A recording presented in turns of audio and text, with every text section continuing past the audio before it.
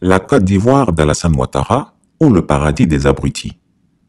A beau mentir qui vient de loin. Mais lorsqu'on pratique au quotidien l'octogénaire super menteur, l'on se rend compte qu'il empile mensonge sur mensonge à telle enseigne que lui-même croit à sa mythomanie. Alassane Ouattara a comme lobotomisé ses militants. Personne ne réfléchit et ils sont abonnés à la verticalité de la réflexion, c'est-à-dire une seule personne réfléchit à la place de tout un groupe. N'est-ce pas Ahmed Bakayoko qui disait que même l'air que Séguéla respire appartient à Ado? En utilisant et manipulant la religion musulmane, il s'est construit le même culte que le prophète Mahomet. Désormais, le COSIM craint plus l'empereur Ouattara que le prophète Mahomet. Jamais les imams de Côte d'Ivoire n'ont osé apporter une seule critique sur sa gestion scandaleuse. Ils jouent les sourds, aveugles et muets. Autrefois, très prompts à la critique contre les régimes précédents, ils sont aujourd'hui dans leur coquille et évitent d'intriguer l'homme-dieu Alassane Ouattara. Les musulmans ont été ciblés parce que des mosquées à travers le territoire national, mais surtout dans la partie sud de Côte d'Ivoire, des mosquées ont été délibérément incendiées. Des exemplaires du Saint-Coran ont été profanés. Des imams ont été assassinés, souvent dans les lieux de culte ou dans leurs maisons, et quelquefois avec certains membres de leur famille. Le COSIM laisse les recommandations divines et la sunna prophétique et agit selon les 4 volontés du dictateur des lagunes. Je me pose bien la question de savoir si les membres du COSIM pensent que le pouvoir appartiendra définitivement au camp d'Alassane Ouattara. Leur mutisme devant sa gestion calamiteuse les rendra-t-il crédibles lorsqu'ils voudront critiquer un autre pouvoir un jour?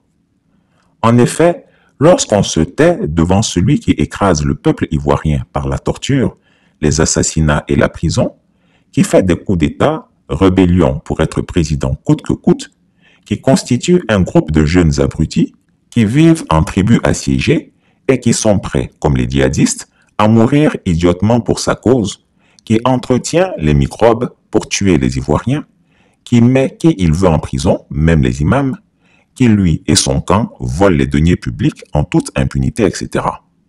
Est-ce qu'on pourra, en tant qu'imam, parler un jour et être entendu? Alassane Ouattara, dans sa manipulation des religions, a réussi à assujettir l'islam. Seulement, les imams qui se taisent devant tant de méfaits risquent de perdre toute crédibilité s'ils n'osent pas donner des positions claires sur des sujets sensibles et sales qui les assimilent. Le despote ivoirien est un manipulateur en puissance, féru des blanchiments spirituels de capitaux. Il sait corrompre facilement avec espèces sonnantes et trébuchantes. Quiconque succombe à son charme sera jugé avec lui par la colère divine.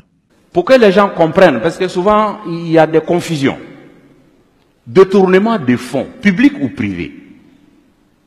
Si vous êtes détourné des fonds, ne pensez pas que vous avez désobéi à la loi de la République seulement, mais vous avez aussi désobéi aux ordres d'Allah subhanahu wa ta'ala.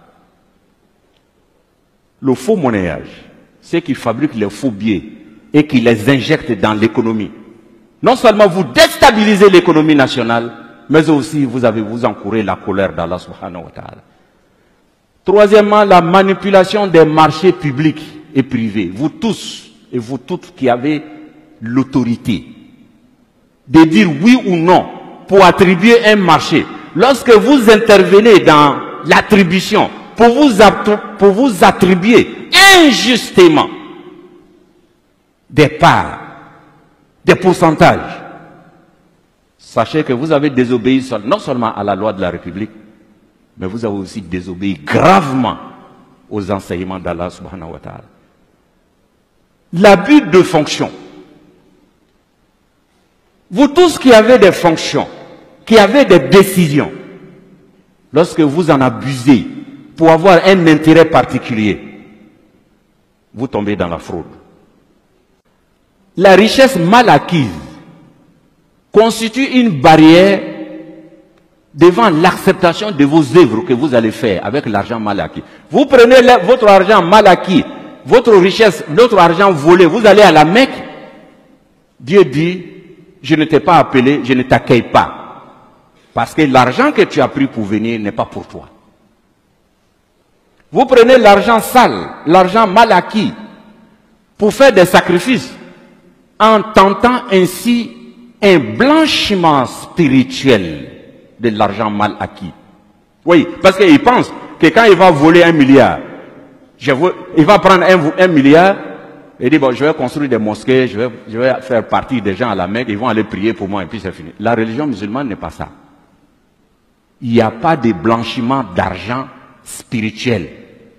C'est-à-dire le fait de faire le sacrifice avec l'argent volé ne le rend pas licite pour toi. Dieu n'accepte pas. Pourquoi? Parce que Dieu dit, Allah tayyib, Dieu est pur. Il n'accepte que les choses qui sont pures. Chers frères et sœurs, il y a aussi sur le plan spirituel, il y a d'autres éléments. À cause du temps, nous allons, peut-être dans d'autres occasions, nous allons revenir sur ces choses si l'occasion nous était donnée. Il y a surtout la colère d'Allah. Dieu dit, فَإِن لَمْ تَفْعَلُوا فَأَذَنُوا بِحَرْبٍ مِّنَ اللَّهِ وَرَسُولِهِ. Il dit, si vous n'arrêtez pas la course à l'enrichissement illicite, sous toutes ses formes, il dit alors recevez une déclaration de guerre de la part d'Allah et de son messager, sallallahu alayhi wa sallam. Alors imaginez-vous quand Dieu vous déclare la guerre, وَلَا يَعْلَمُ جُنُودَ رَبِّكَ إِلَّا هُ. Alors que personne ne connaît les soldats d'Allah, c'est lui seul.